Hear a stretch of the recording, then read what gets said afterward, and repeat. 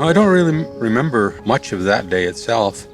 I just have small images of certain parts of the day.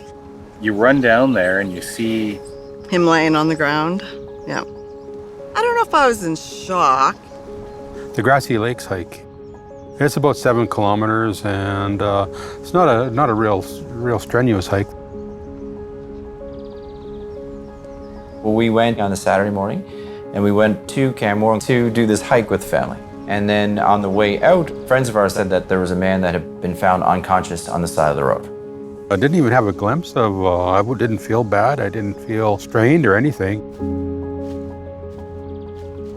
It was a very warm day.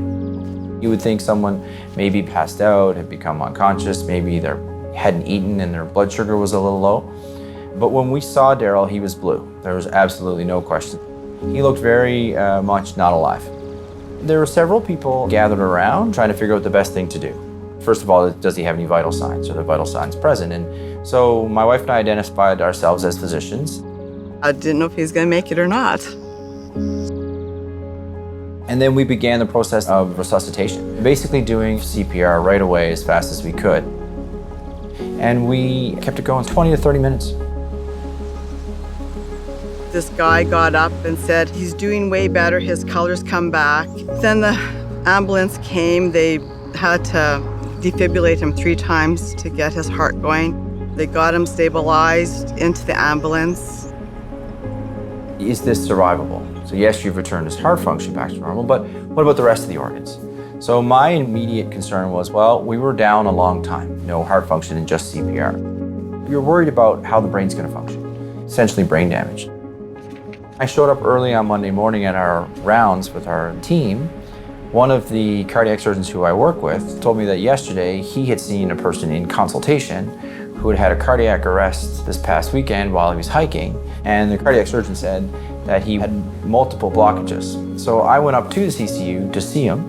First thing I remember is when I was coming out of it, is Shirley was there and she had me by the arm and she says, Daryl, you're in the hospital, she said. Your doctor's here. It was then that she told me that he had done CPR on me and now he wants to talk to you about your surgery. Daryl was pretty strong saying that he wanted me to do it, that this was now an environment that I could do it in, so I did his coronary bypass times 5. Daryl did remarkably well after that.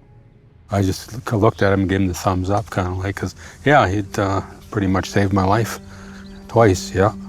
I think one of the key lessons on this is that any weekend course, any weekday course, you can do exactly what I did.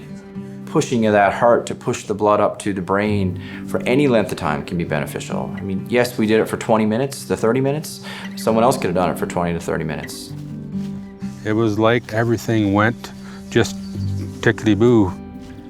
Just humanity coming forward in such a way that saved my life.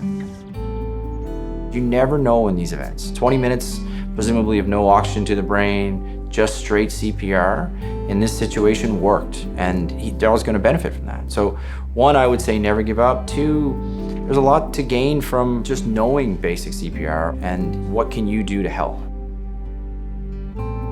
So since then, Shirley went and got her CPR training and paid forward for some people who were interested in getting CPR.